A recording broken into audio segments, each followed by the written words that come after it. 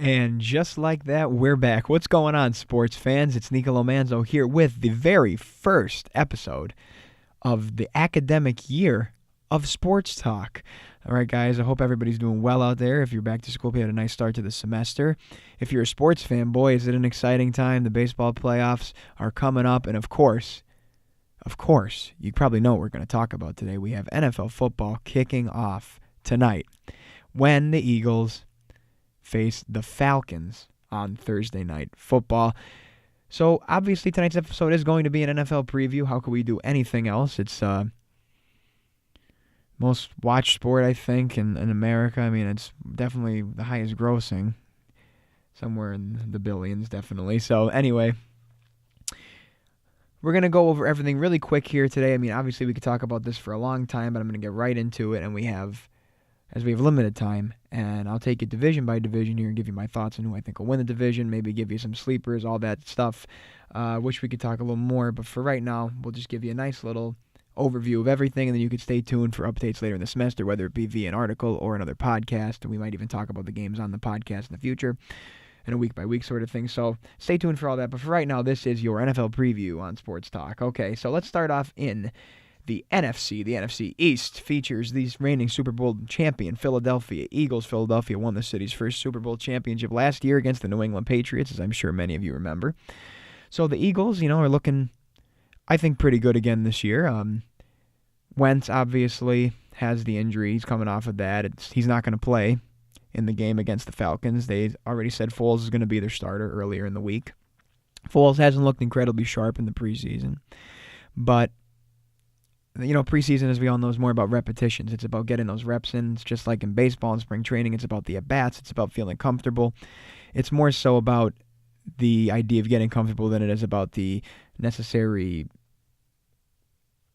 of the production, I guess I should say. It's not so much about the outcome as much as it is about just getting those reps in there. So I think the Eagles are definitely the favorites in the NFC East. I don't think you'll find many people to argue that.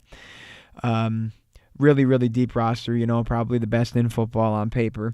Then you have the Cowboys after that. The Cowboys have to replace something in the receiving game there, They lost Witten. They no longer have Dez Bryant. They brought in Allen Hurns. They have Beasley, amongst others. So we'll see how they do. They figure to be the second favorite there. The Giants then drafted Saquon Barkley, so it's his time to shine up there. He seems like he could be the kind of a person that could thrive in a big market. He's got everything you want in a running back. He would have been probably my choice for the number one overall pick. No disrespect to Baker Mayfield. I just feel like the Browns could have got a 1 and a 4 deal there if they got Saquon and they got Baker. But we'll get to that division in a little bit. Then, of course, you have the Redskins, who probably figure to round out the division in the bottom spot. In a really crowded NFC, I think it's going to be tough for them to find their way into the playoffs. I think the Cowboys are a definite playoff contender, and the Giants could surprise some people because the defense was good. It's more a matter of the offense getting on track. All right, next let's move to the NFC North. In the NFC North, really, you have two favorites in this division, the Packers and the Vikings, but really the Lions are going to figure in the playoff mix. The Bears, I still think, are a little bit away, even after the Khalil Mack acquisition, and Mitchell Trubisky, many people projecting him to have a good second year in the league. Now, here you really could take your pick. I'm going to pick the Vikings in the division. I just think you look at what they did last year with Keenum. They improved to the most important position on the field with Cousins. I think him combined with that defense, and they have Dalvin Cook coming back from injury. They'll have a full season of him, along with the talented receivers in Thielen and Diggs. They have a nice tight end in Rudolph. I think that this is their division to lose right now, even though I respect Aaron Rodgers. I think the Packers, obviously, we figure they'll make the playoffs with Rodgers, but talented NFC, it's going to be a brutal conference this year. I should say that right now it's going to be brutal. So there's no guarantees, but I like the Vikings, followed by the Packers, and the Lions, who will be in playoff contention as well, and the Bears to round out the division. NFC South, okay, so this division is an interesting division, too. The Falcons removed from that heartbreaking Super Bowl loss to the Patriots a couple of years ago, 28-3 lead. Of course, we know the whole 9 yards there. Well, the favorite in this division figures to be the Saints. The Saints kind of burst onto the scene last year. Alvin Kamara, Mark Ingram, who was suspended, but will be back for most of the season. And, of course, they have Drew Brees, who is very consistent. He's going to get his yards. The receiving core is on the comeback down there as well, and Kamara figures to work into the passing game also. And the defense proved to come up big last year, too, so a pretty balanced roster there. The Saints are the favorite in that division, obviously followed by the Falcons, who will be a playoff contender as well. That offense needs to find its footing under its new offensive coordinator there after the departure of Kyle Shanahan. It's figuring to see whether or not Sarkisian could really work things out for them there. But that's the main X factor for them this year. But I think I'll pick the Saints in that division, followed by probably the Falcons, then the Panthers, and lastly the Bucs. NFC West, the final division in the NFC, features the Rams, who I'll tell you what, I've been reading some predictions and all that this week, as most football fans like to do. And the Rams are a team that haven't picked a lot to come out of the NFC. I mean, it surprises me the lack of people that expect the Eagles to go back to the Super Bowl, but that's a story for a different day. Maybe that's my fandom creeping into things here a little bit, but the Rams definitely on paper have one of the most talented rosters in the league. Goff proved that he could be a factor in this league. Gurley, obviously, some people take him as the best running back in football. And they have a nice young group out there, of course, mixed in with people like Aaron Donald on the defense who know their way around the game. They have a nice mix of young and old. They have Sean McVay, one of the best coaches in the league. So the Rams are the dead set favorite out there in the NFC West. A team that I think could surprise people this year is the 49ers. They lost a lot of close games last year, and then Garoppolo came in, and they won games with him. I think if you had Garoppolo earlier on in the season, a lot of those games would have been wins. You would have had a much more positive record. So I look for the 49ers to make some noise here. Again, brutal NFC, not sure if they'll make the playoffs, but they'll make some noise. Seahawks are a team that are kind of in flux right now. They're not quite sure what they are, maybe. It was announced that Earl Thomas will report, so he's coming back. That's a boost for the defense. Obviously, after they lose Sherman and Chancellor. They still have Russell Wilson, but they do have a depleted receiving core as well.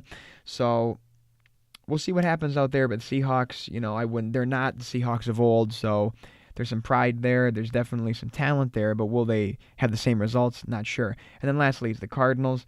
The Cardinals obviously drafted a quarterback, Josh Rosen. They also have Sam Bradford, so we'll see how things shake out there. And I just factor them in as to be the worst team in the division. That's not a knock on them necessarily as much as it is the rest of the competition in the division. They could probably compete with the Seahawks, and the 49ers are a little bit of a wild card. I like them, but that's how I see that division shaking out. All right, we're moving to the AFC. The AFC East is probably the easiest division to handicap this year in the sport. Patriots are the Patriots. They're going to do what the Patriots do. They're going to win lots of games. Tom Brady, I believe, will be Tom Brady again, even though everybody's waiting for him to fall off that sort of proverbial age cliff there. I don't think it's going to happen this year, even though Tom did say that he could see his end of his career in sight. I still think they're definitely going to be a factor, possibly playing for their Super Bowl championship this year. The Patriots clear-cut favorites there. The Jets have named Sam Darnold as their starting quarterback, so it's kind of a new era in New York. They surprised some people last year, even though they didn't have a great season. I mean, some people were counting them as unlikely to even win a single game, considering the roster they had. I think Bowles did a nice job getting what he could out of the roster. I think their roster only on the rise right now. So you look for the Jets to make some noise. The Dolphins, they obviously are in an interesting spot here. Too, they traded away Jarvis Landry. They still have Tannehill, who's coming back from injury. We don't know quite what the deal is with him yet. They should be a distant third in the division, and the Bills factor to be one of the worst teams in football. I read some more reports today about them, and plenty of experts have them ranked towards the bottom, along with the Browns. The Bills lost. I mean, they did make the playoffs last year, but they lost their quarterback, and now they're naming Nathan Peterman their quarterback. And they're just a team that right now isn't quite ready to compete, so they'll probably be at the cellar of that division. All right, let's head to the AFC North now. AFC North is the Steelers' division to lose. They have Antonio Brown. Now, Le'Veon Bell, that's a situation there we have to monitor. He's not going to play week 1, so that's probably surprising to a lot of people. Bell's contract disputes with the team have definitely been well documented. I hate the franchise tag. I don't like that at all. I think that a player, if the team doesn't want to come to a contract with him, should be able to seek stuff elsewhere. But obviously, that's not the way the Steelers want to do things right now.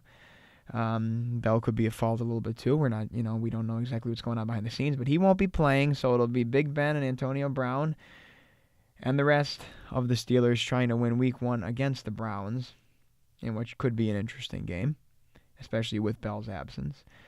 All right, then next, you have the Ravens, a team who, again, another team that's sort of in flux right now. They drafted a quarterback. Nobody's quite sure how high they are on Lamar Jackson. Obviously, Flacco won them Super Bowl.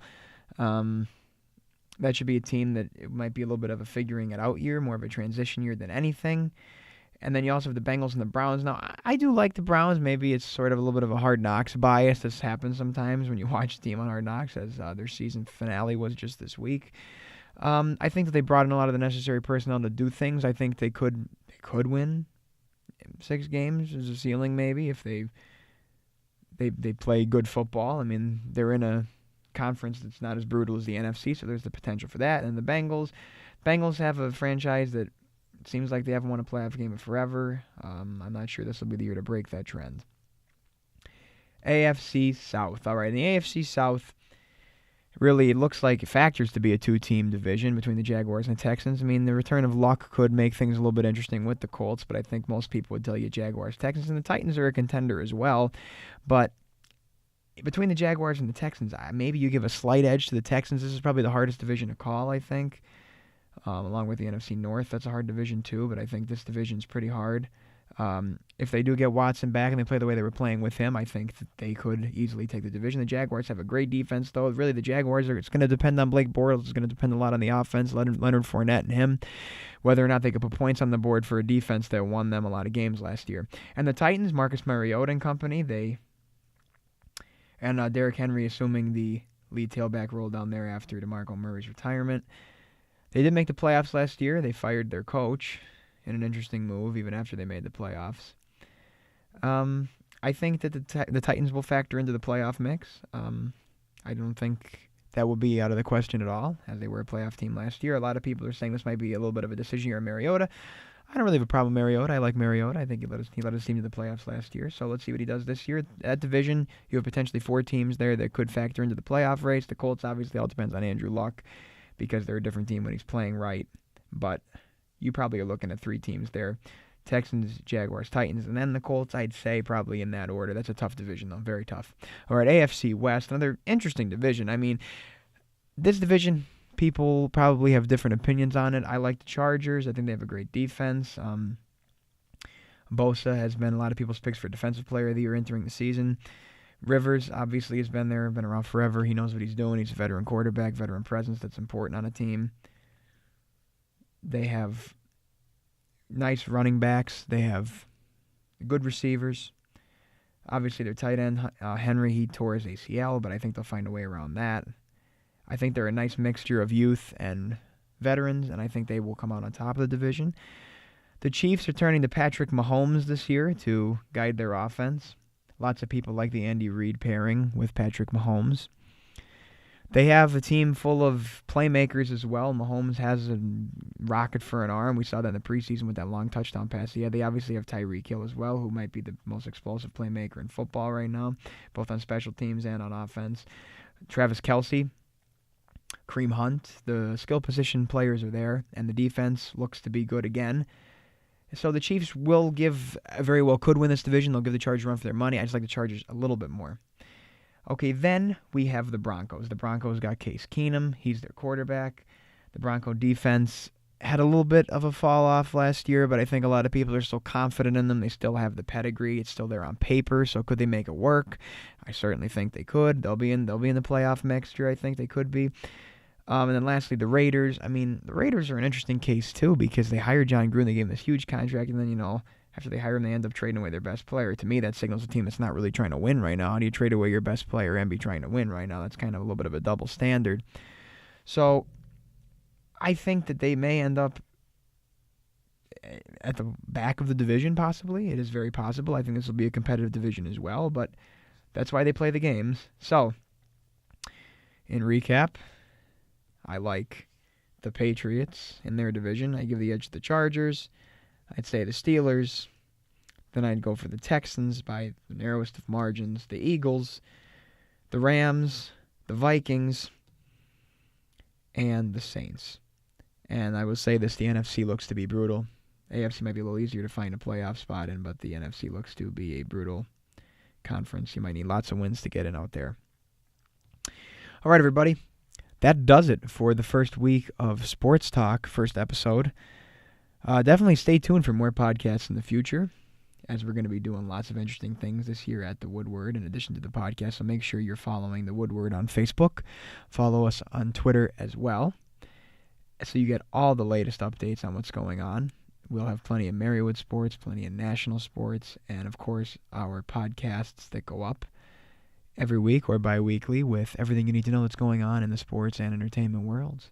So enjoy the games, everybody. And we'll see you next time on Sports Talk. Until then, I'm Nicolo Manzo.